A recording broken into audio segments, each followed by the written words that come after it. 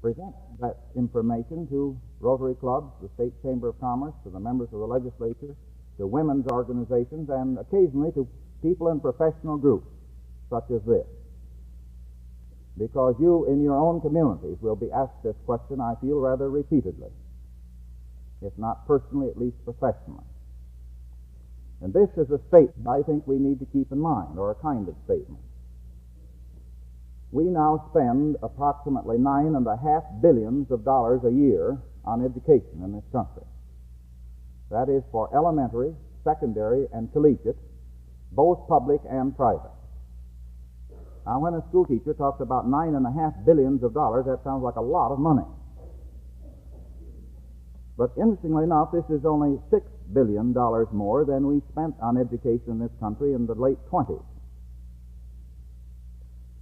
Now, what about the ability of people to pay for education? In this same period of time, from the late 20s until 1954 in this country, the national income, after taxes were paid, has increased $217 billion.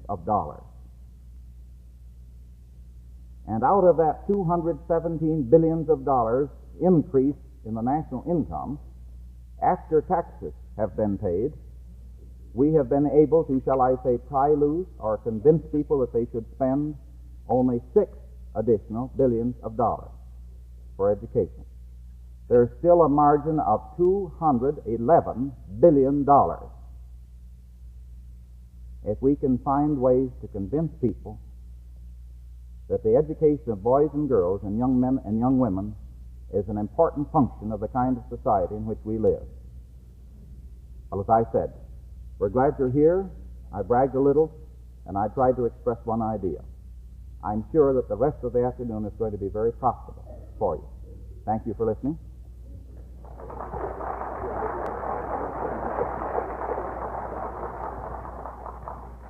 Thank you very much, Dr. Emmons. On the platform with us are two people I would like for you to meet. The first, on my far left, is Jan McCall. She is Vice President of the ACE chapter here on Ball State campus. Jan has done a lot in coordinating many of the activities for today. The second is Janet Johnson. Janet is the newly elected president of the Ball State Teachers College ACE campus, or ACE organization. Janet has just returned from Washington, D.C., where she's been attending the National Convention of ACE, along with many other delegates from Ball State.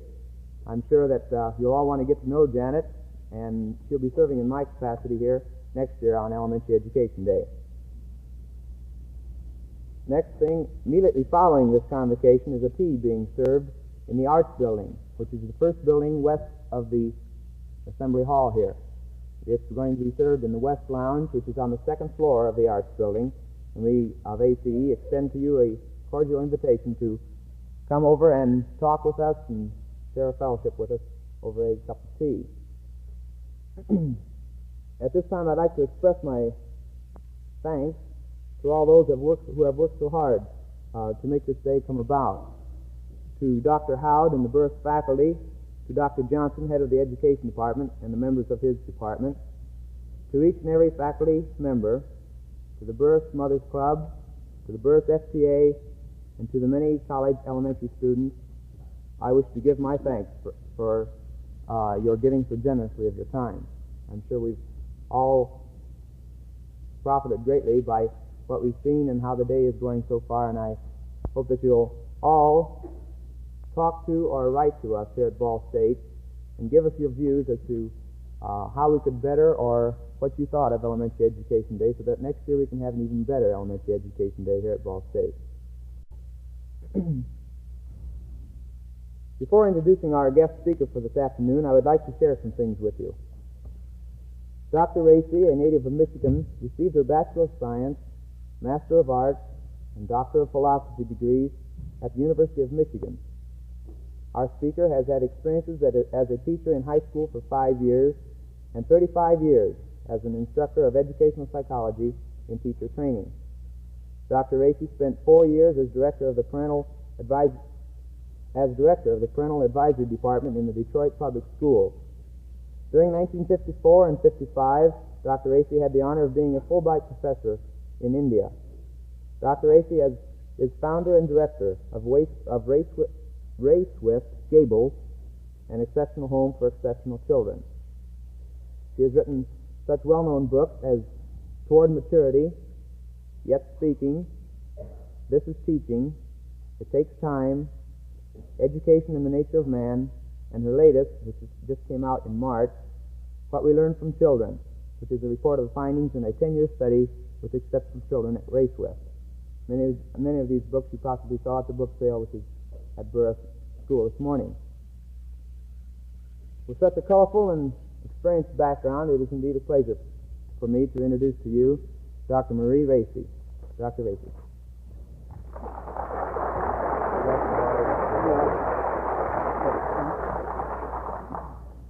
Fellow teachers and teachers-to-be, up to this moment, this has been for me a most wonderful day. I learned so much this morning that my feet hurt. And perhaps ultimately it'll reach my head and my head will hurt. I wish Dr. Emmons had been able to stay long enough for me to brag a little too. There isn't so much sense of bragging to you, but maybe some of you can tell him that the educational workshop, which he left to come here in 1938, has continued from that day to this. Is a very active, going concern, and has the reputation of being the oldest continuous educational workshop in the world. I'm sure his years he put in on it has a great deal to do with its longevity. I would like also to have told him that maybe you folks can graduate more men than we can, but last year we graduated one man kindergarten teacher. And he can't brag beyond that. And I came up to the platform and saw so many people sitting here, and people kept on coming in and coming in. I was reminded of something that happened to one of my graduate students not too long ago. He'd been with us rather a long time, and we thought perhaps he had sort of perennial studentitis.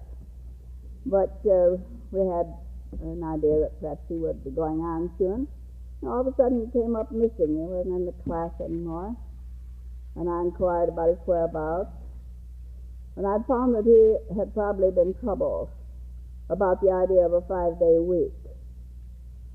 And they told me he had transferred to college training ministry. I guess he thought he'd have a 1-day week. But the poor soul found out that there was practice preaching, as there is practice teaching. And one of the first assignments he got for practicing was in Jackson State Prison, not too far from Detroit. As the story goes, he was put up on the platform and ahead of the audience, because the audience came in lockstep, row after row after row after row. And he probably suffered even his eye in this growing ice cube in one's middle that refuses to melt, kind of variety of stage fright. He didn't think they'd ever get all in, but they did, and they got treated. And then came that awful moment when nothing happens till he makes it happen. We've all experienced it, at least with our first day's teaching. Finally, he managed to come forward. And then, like so many of us, the things he'd learned most recently to do sort of deserted him. And he fell back on the methods and techniques that he had heard in his childhood. And mustering his biggest ministerial voice, which after all he hadn't had long to develop, he said, "Dearly beloved brothers and sisters." And then he stopped suddenly, realizing that in the audience the sisters were conspicuously missing. It's probably just as well. So he started again, "Dearly beloved in the Lord." And then he wondered if that was just appropriate under that circumstance. paused again. And on his third try, he said, "Well, anyway, I'm glad to see so many of you here." And I am indeed glad to see so many of you here. And I think a little glad to see that you also resemble Michigan teachers' audiences who, without thinking about it at all, undertake to sit as near the door as they can. So if they don't like what goes on, they'll have a fairly easy exit, which makes such magnificent distances between speaker and person that one wonders if ever they can throw a bridge across it. I am going to try, see if we can. I told you a story first, not only because this is Emily Post to start off with a story, but because you were kind enough to laugh at a story that wasn't so terribly funny and has probably a long gray beard, if we could see it, so ancient a story, but because on the chance of a little laughter, you and I, who are more or less strangers in spite of the morning, begin to build among ourselves a manner of togetherness. I'm sure that's not in anybody's dictionary. I'm equally sure no one will have any difficulty understanding what I mean. For togetherness seems to be the real key to our problem. And I wanted to pursue with you today for a few minutes what seems to me an inordinately important problem. I suspect that our profession has, since its beginning, been an extremely important one, even though whoever started the idea of school didn't have any idea how difficult an assignment they presented to us as a profession. For actually, I suspect that the real core of the whole business has something to do with ways and means and circumstance by which you and I shall help facilitate, I'm not right sure what the word should be, young, inadequate, and more or less helpless children to come as quickly and as painlessly as may be to helpful, adequate members of a democracy. And this, I submit, is a life-size task. I believe we need to think it through freshly, almost hourly in these days, for I'm thoroughly convinced that in the lap of our profession rests the guarantee of whatever future we may or may not have. For everybody in our country is now, has been or will be customers of ours. And this is a large order. And what also is equally true is that these so young ones, so inadequate and so helpless as the teacher folks are likely to view them, will, before we know it, become the butchers and bakers and candlestick makers and the teachers and the preachers of a world. I understand this better than you young people do, in which you, believe it or not, will one day be old and helpless. And what's probably still more difficult, your grandchildren, if you're lucky enough to have them, will be young and helpless. And if for no other reason than enlightened self-interest, it becomes our job to think through what demands are upon us in terms of the new day, which we don't need a diagram. We all know that this 10 years of the 50s differs more from the 40s and from the 30s than 1500 differed from 1800. A very rapidly moving, and in some senses shrinking work with ever and ever larger responsibility of humankind for humankind. On the chance that it might be a little useful, let's sketch back sort of quickly some of the eras of crisis in times past. They're far enough away from us so we can look at them a little dispassionately and perhaps can see with a little better perspective than I at least am able to see the problems of last week and yesterday in my own classroom. A little too close to see them clearly. I shall not try to describe them in the usual fashion. You could read about them. You all have read about them in books.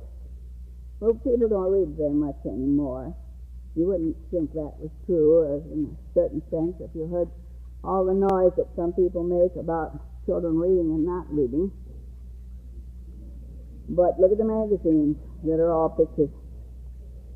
And the magazines that busy folk like ourselves buy, which are stewed down to pint size, called Digest. And I think it's real interesting to go and look at those racks. Somebody has had another bright idea and digested something else every time you look at the magazine rack. First, I should like to tell you one that I can't vouch for. Even I wasn't there. It happened too long ago. Probably somewhere around 4,000 years ago if it happened. It was told me in India.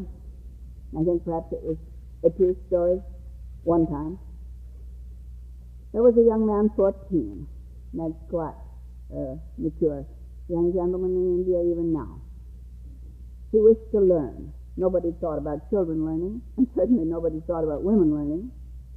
And it was the Emily Post of that day for the young man to seek out his teacher and to inquire of his teacher if he would accept him as a pupil. And so he went to the master of his choice and knocked on the door. I don't know if I could do that because they don't have any doors in India. They just have curtains. But this is a story, and we won't be too fussy. And he said, "Master, will you take me for a pupil?" And the master said, "I think so, but come back again." And the young man came back a couple of weeks later, asked again, and the master said, "Yes, I think so, but come again."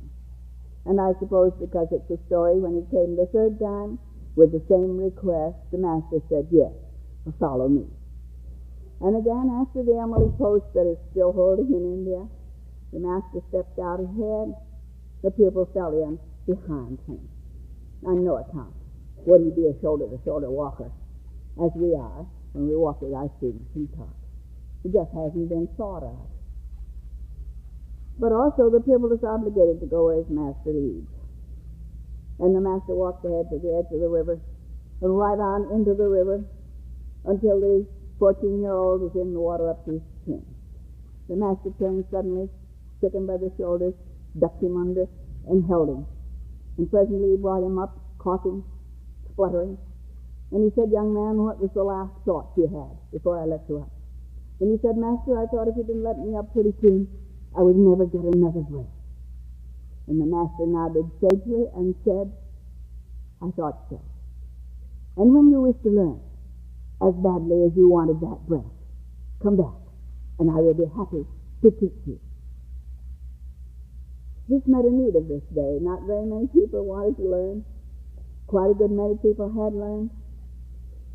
The teacher chose the pupil chose the teacher, which I submit is quite a different condition than those under which you and I work. But it met the need of its hour. Let's flip a few pages in the history of things and look again. And if we do, we shall find an older person seated on a rock or a stump or something of the kind, holding a scroll or something of this kind in his hand. And a ring of young men will be sitting on the ground in the semicircle about him. He is reading sentence by sentence from the book, from the scroll. And his pupils are repeating after him what it says in the book. They are learning by heart. Okay, before I even knew the geography well enough to know where the thinking went on. You're learning by heart. Some of these things persist, like the grin on Alice's cat after the cat is gone. There is still learning by heart, hanging on, like a vestigial remains in the body. Rather strange things to happen. But for that day, it was precisely right. And they'd better learn it by heart. For their schooling was a matter of days or weeks when they happened to be in a city where there was a master to teach. And there was only one book, and if you wanted to know the rest of your life what was in it, you did well to learn it by heart. And yet a good deal of learning by heart is still done, in spite of the fact that practically every school system I know anything about has so many textbooks, not worn out, but changed, that they pretty nearly have to build an addition on the school to find a place to put them. Let's move on a little bit to another picture. A master walks this time in the groves of Athens with his pupils about him. A very famous teacher whose name has been given to a Methodist teaching. He walked with his pupils, and they asked questions. The teacher asked most of the questions, but they differed from the questions that many a teacher asks now, because the master didn't know the answer. There were questions which he also sought to find answers for. And the story goes that one of his exceptionally bright pupils one day began to answer his question when he said to them, "Tell me, what is man?" And one of these bright pupils answered, "Man is a biped." And the master said, "Yes, but so is a chicken." And the argument went on and on. Finally, this very bright pupil, Plato, said, "Master, a man is a biped without feathers." And just then I suspect Xantippe called to dinner, and even Socrates had to go. But the next day, when they walked in the grove, the master took from the folds of his robe a picked chicken and set it down and said, "Behold Plato's man, a biped without feathers." And the Socratic question has persisted in some places until one wonders sometimes, how foolish can we get? I don't suppose it happens in Indiana, but in Michigan I've seen schools in which the teacher sat in front and asked questions to which she knew the answer, and the children who were presumably not knowing gave their answers. How foolish can we get? Things hang over some other day. Now once more, few books, few facilities, not very much ease for writing, and Plato's dialogues, conversations, discussions met the needs of his day.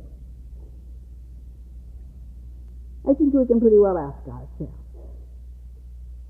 what are the needs of our day? And how are we meeting them? At the turn of the century, 1900, when I went from 8th grade into high school, I was one of 9% of the children of the United States who were able-bodied, had finished the 8th grade, and were eligible for high school. 9%. In 1950, there were 72% entered high school. And it isn't necessary to underline what this means for changed objectives, changed significances to our American education. What are our needs? And what has happened in these years that have moved so rapidly, in which quite other things are demanded of us? When I was a little girl, we couldn't get anywhere much faster than Caesar could. Horse and a manner of wheeled vehicle. There was the train, but it didn't go very much faster in those days than a real good horse could make it. And now what is far difficult to define? This came very sharply to me, and I'm going to run the risk of stating it for myself, even if it takes a little time. It was the beginning of World War II. I was sitting in front of my radio, more properly with my head in it. I belong to the generation who still thinks the radio is a marvelous thing. It wasn't here when I got here, and it came to be. But try and explain to a 12-year-old how remarkable radio is, and he'll say, oh yeah. It and the sun were both here, and one's not stranger than the other when he got here. Now the young people can turn it up and go anywhere and listen. I always think I ought to help the thing, and so I had to sit close and kind of stick my head in. Finland was being invaded, and my people were suffering at the hands of others. Let me hasten to say I never set foot in Finland, and I'm as Irish as they make 'em. But these were my people because in my early teaching days, I was in the copper country in Michigan, where we were 78% Finnish. I danced at their weddings, I wept at their funerals, and often drank at the christenings. These are things which make a people our people, and not the accident of our birth. And my people were being invaded. Someone came in and called to me. I didn't hear him. And presently the familiar voice of my housemaid I did hear. And she said, oh, she's 1,000 miles away. And I realized for the first time that 1,000 miles wasn't far, because I was more nearly 7,000 miles away. Or was I? My poundage, alas, too much of it, was in a chair in front of the radio. But that aspect of myself which I value and my friends value, apparently my students, that wasn't in the chair. That was a good 7,000 miles away. I don't know how to say this in any nice, correct English such as should fall on your ears. I can only say it with the children's slang. What does that make us? Citizens of all where, instead of any small area where we happen to cast our vote. Citizens of all where, so that what befalls any member of the human race anywhere is no longer an isolated event shut off from you and me, but is one in which we are ultimately participating. And this calls for another order of knowing and feeling and doing to become world citizens. And this, it seems to me, is a major challenge of American education today. How shall we come into some manner of togetherness? How shall we become skilled in cooperative ventures, from small committee planning, such as you all do in your classrooms, to the larger responsibilities? I think we're using the wrong verb with that. People talk about taking responsibility. We really give response, and if we have the ability to respond, you could say we give responsibility. And maybe one of the things that makes us so deficient in this area. Or at least we oldsters are always complaining about the youngsters in this relation. Is possibly because the well-known cart is in front of the well-known horse. How shall we help our young people with experiences out of which they shall become skilled in giving and taking responsibility? This is a great national, indeed I think a world problem. Perhaps it looms larger to me out of my Indian experience. For here headmasters, or we would say high school principals, the pick of the country, would sit together and would try to get these people to do such kinds of planning together as anybody's fifth grade and in some people's kindergarten can already do. And these people had no experience whatever of offering an opinion, rhyming it with someone else's opinion, and coming to a plan for action. And yet 400 million people are members of an extremely young democracy. All that these people knew to do was to sit very erect, get their biggest voice out and say, if we go the trip tomorrow, we shall start at 7 o'clock. And they pound the table and glare around, daring somebody to say, we'll start a little earlier or a little later. They know no method of discussion except to shout their own opinion loudly. And I hadn't realized that it was a skill that we learned to say, now I wonder if this is a trip on which we ought to start early, or what time should we start? And someone says, well, I think on account of so-and-so we should start. Well, but there's this also. And the leadership bobs from one to another, and presently we have fused our wisdom or our folly, as the case may be. At any rate, we come out with a working plan. These, it seems to me, are the necessity of our new day. Also, our increased work in the area of science, which brings us so many helpful things. Every once in a while brings us something that is really helpful, but on the way to being helpful is dreadfully confusing, or at least it is to my generation. I set out a good many years ago to find out if there was any way in which one could teach or learn, whichever side you're thinking about, and shortcut experience. I'm sure that's what they started schools for. You'd like to have him get through a little quicker.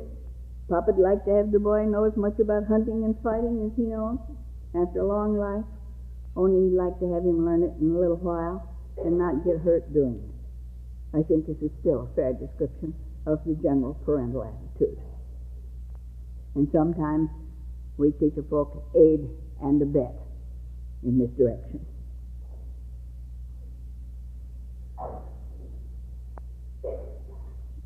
My finding, and I followed a lot of people in the field of biology and science, notably Simmett and some others. I'll bet you we haven't got any substitute for experience. I'll bet you what you and I have got to do is to give up trying to transmit our experience to other people. I think I know why we do it. I don't know how to say it for the gentlemen, but the ladies will understand me. Once in a while, a real good millinery salesman sells you a hat. Costs a little more than you figured you should pay for a hat. And usually the closing argument is that it's good material and it's so well made, you'll be able to use it next year, next season. See, I knew they'd know. And next season, You run around, you've decided already when you look once, you can't use us. So I run around and try to find somebody that can. Why? Well, because we paid so much for it. Somebody ought to use it. And of course you and I haven't anything, not even our hats, that we paid so much for as our experience. And I suppose that's the reason that everyone with a few more birthdays than somebody else figures they have a divine right to pass on their experience. And you can almost hear life laughing up its sleeves. Try to do it. You don't block the progress of life that way. Alas, we all have to buy it kind of fresh and new, and it seems so often to be expensive. Now, there are perhaps some kinds of experience that one has to be satisfied with secondhand. I'm perfectly satisfied not to kill somebody in order to find out I'd have to live the rest of my life in jail. I'm perfectly willing someone else learns that for me. And there are probably a number of things like that, just like the clothes, you know. We don't like to wear second-hand clothes, but they're way better than no clothes in Indiana and Michigan weather. But by and large, we don't want them. We want them fresh and new. And so does youth. And I think it's a wise outcome of our evolvement that this is true. So what can we do is a very practical question. Again, I'd like to tell you something that just brought me a little daylight about this. Maybe none of the rest of you have needed it. I did. If all we can do is facilitate, and I wouldn't be much surprised when that's true, I believe we teacher folks are kind of stage managers and scene shifters, bringing some kinds of things up a little closer so the young learner has to fall over. He can't help but see them. We shadow some things in order to throw others into a sharp relief. I think this is our proper business, probably. But I learned something from our conservation men in Michigan. Not too long ago, one of my friends got some papers from the State Department in relation to the hunting season. And as he unrolled the papers, he handed this one to me. Said, here's something about conservation. You don't think too much of this going shooting that I do. Maybe you'll find something you like there. And do you know the conservation officer had written, in the last 10 years, this department has had a complete change of procedure. I thought the schools were the only ones messed up like that. But here they are too. He said the paper said we used to hatch young quail and pheasants, and when they got nearly mature, we took them out and released them on the ranges, only to find in hunting season that there wasn't one more quail or one more pheasant than as though we hadn't put any out there. And so, when they put the next batch out, they stayed with them to find out what happened.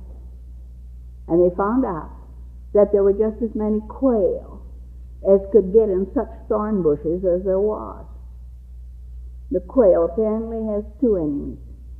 Weasels, who don't like the thorns when they try to come up the tree, and hawks, who don't like the thorns when they come down. And all the good farmers had all the thorn brush out of their fence corners. And so, there could only be as many quail as there was suitable habitat to support. For the pheasants, there had to be tall weeds, both for shelter and for the seeds they bear. And a good farmer, if he has a fallow field, doesn't care about it sowing itself to tall weeds. And so says the conservation officer, instead of hatching these young birds and putting them out, we spend our time arguing the farmer into leaving such thorny brushes as there and planting some if we can get him to let us. And if he has a fallow field, we try to persuade him to let us plant tall weed seed in it. Now suppose that some sportsman decided he's going to take a day off and find out what becomes of his conservation tax dollar. As people without end have suddenly taken a notion to see what becomes of their education tax dollar. Don't you suppose he's going to be awful surprised when he gets out there and finds the man his tax money pays for making better hunting for him, planting thorn bushes and scattering weed seed? But it isn't quite what it looks like. It's making a suitable habitat. And what do you suppose is the suitable habitat for the young human learner? I wish I could get individual answers from you, because certainly I don't know. I haven't been able to find anybody that knows. The dictionary says habitat is that state of nature in which a species is at home. In lots of rooms I visited today, it would be fairly easy, perhaps very easy, for the young human learner to be at home. But what else besides things? This, I suspect, is the place where we'll have to make our changes. Not too long ago, somebody up in our state who had seen Skippy and the 3 R's, I don't know whether you have that film down here too. We think it's a pretty good one. Skippy was not very keen about reading. He did want a bicycle real bad, because he rode his tricycle into the bicycle procession, and they told him to get that baby thing out of there. Oh, he wanted a bicycle. Dad didn't think he was big enough. Bicycle cost a lot, and so on. But the teacher thought maybe, since Skippy was so interested in bicycles, they could begin to read by the bicycle route. And so, for this and for other reasons, she took the children to the local hardware. One of our teachers in my village, about 1,700 people, she'd seen the film and she took her first grade. And would you believe it, the president of the school board came in to buy some nails. And his eyes and his mouth opened and he said, "Miss So-and-so, what in the world are you doing with all the children here?" And she said, "I'm teaching reading." Now, you know, it's things like that people get all fouled up about and write silly books and silly letters to the newspapers. And I suspect you and I have to accept at least half of the responsibility.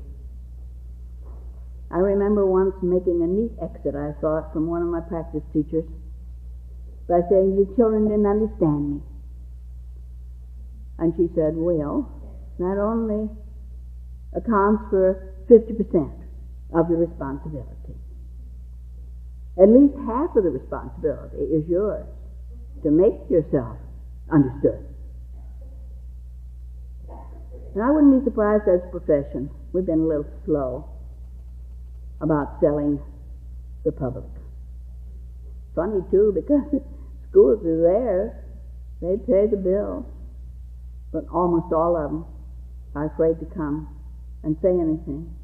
And the ones that aren't afraid say the wrong things too often without knowing very much about what's going on. Lord knows there's things wrong with our schools.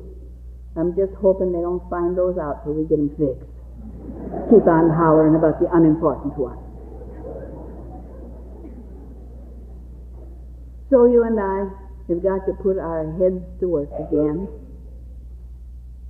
I don't know whether it's again or yet, because in our profession we never seem to get through. It's too big a job. We've got to think through again. What are the absolute essential conditions whereby the young human learns? I've been collecting answers to this question around numbers, places in the last few weeks. Ashley Montague says Well, the habitat is sure going to have people in it, because there isn't anybody who knows anything that they didn't learn from somebody else.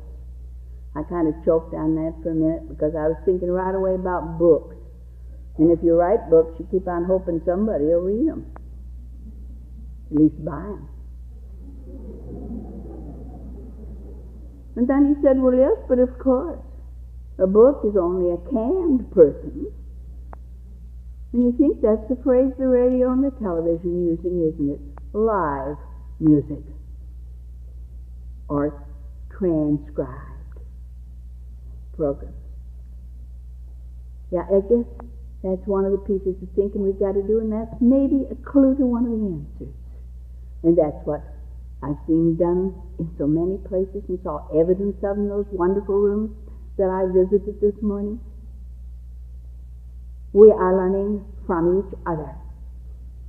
And when I was a little kid in the lower grades, no teacher encouraged anybody learning from anybody else. Do your own work. And if you ever got a really good piece of cooperation going, the teacher was sure to stop it.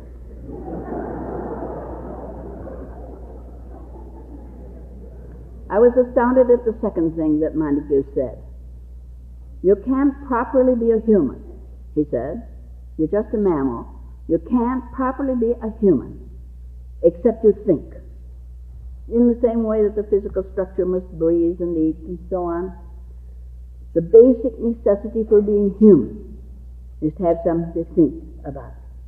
And so apparently habitat is going to have to be chock full of people and chock full of things that will awaken curiosity, wonder, desire to know. I have no idea what the right word is, and I've tried hard to find somebody who did know the right word.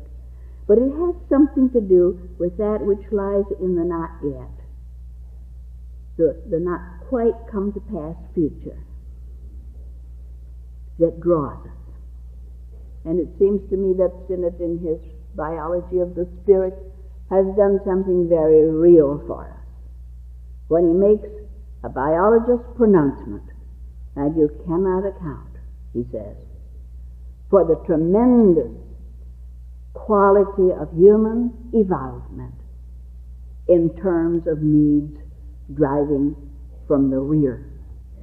There must also be what he calls desire that draws from before. And so, I suspect that you and I and everybody else dealing with this problem, whether we teach young or whether we teach old, or try to, we have to find and establish as well as we may what is meant by a proper habitat for the human learner. And as we work, I suspect we shall find much clearer direction about what these things are. I'm not a real good mind reader, but I think I catch here and there a wave coming back from one place or another when somebody's saying, yeah, those new ways of learning to work together, practices in cooperation, skill in thinking together, skill in the use of freedom, because freedom is no capsule that you can give once a day like a vitamin. It is a way of life, and it has to be practiced. And I can almost hear those thought waves which say from some people, yeah, that's all right, and it's very interesting, you're probably right, but in my school, my principal won't stand for anything new. And my supervisor, and the voice goes on. I wouldn't be surprised in this as the thorn bush of the quail and the tall weeds of the pheasant. I've lived a long time, taught for a lot of people. I've seen very few administrators who didn't want their teachers to go forward as rapidly as ever they could think of better ways. But of course, the poor administrator has some problems with the community that the classroom teacher never comes quite so close to. And this may be the reason that he is sometimes, or she, a little slow about giving us a free hand. As far as I'm concerned, I don't think that's a bad idea. Because if I had always had cooperating principles, I'd have done some things that were even more foolish than I have. You know, getting held back a little, being slowed up a little. It's something like the traction on the wheels. If the earth didn't try to hold them, we wouldn't get much turning on the wheels. We probably wouldn't get very far. Well, I don't know if anybody's going to like to hear it, but I wouldn't be surprised. And those are in the classification of the well-known alibi. At least let's examine them. Let's see if a little bit better skill in human relationship on our part might not win us over for a try. What are the real reasons why many of us hesitate to go out on the limb, as we say? Take a step too far out front. I imagine it must be for other people very much as it has been for me. I don't mind changing my mind. I can change it pretty as fast as I can read. But oh, how I hate to change my ways to match my changed mind. This I find painful and difficult.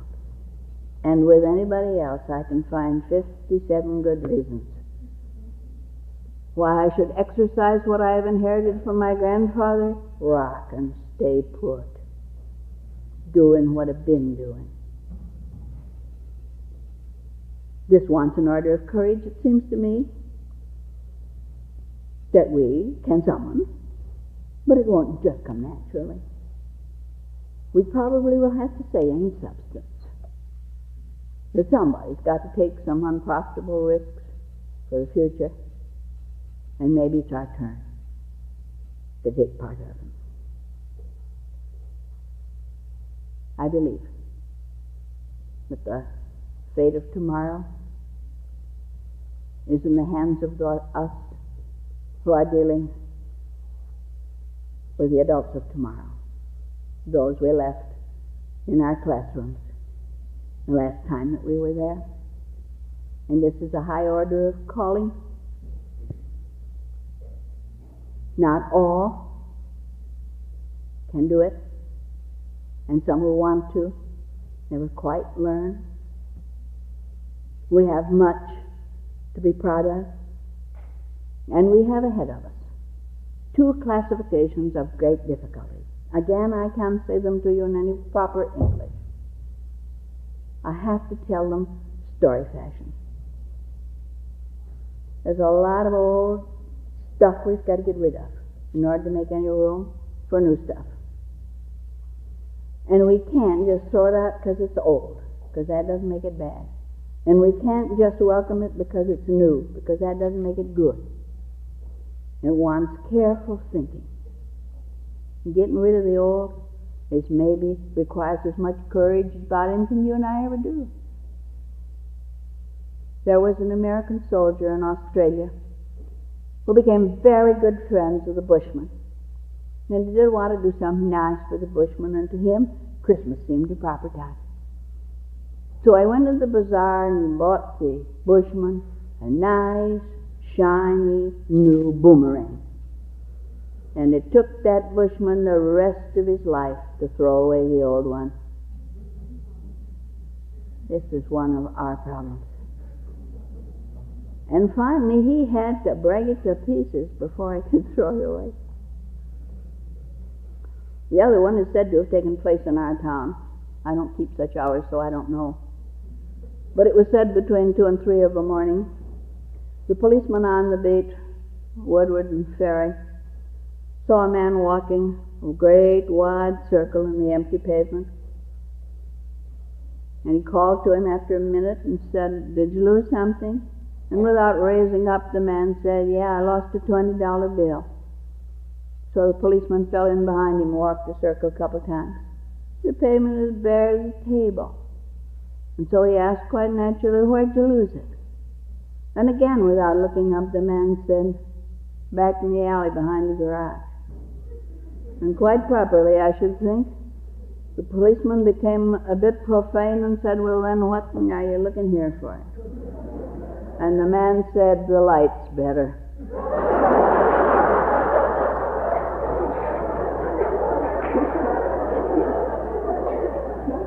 And I wonder sometimes, when we go into the whichness of the what, and split frog hair, in case any of you city folks don't know what split frog hair is, it's awful fine, because a frog doesn't have any hair.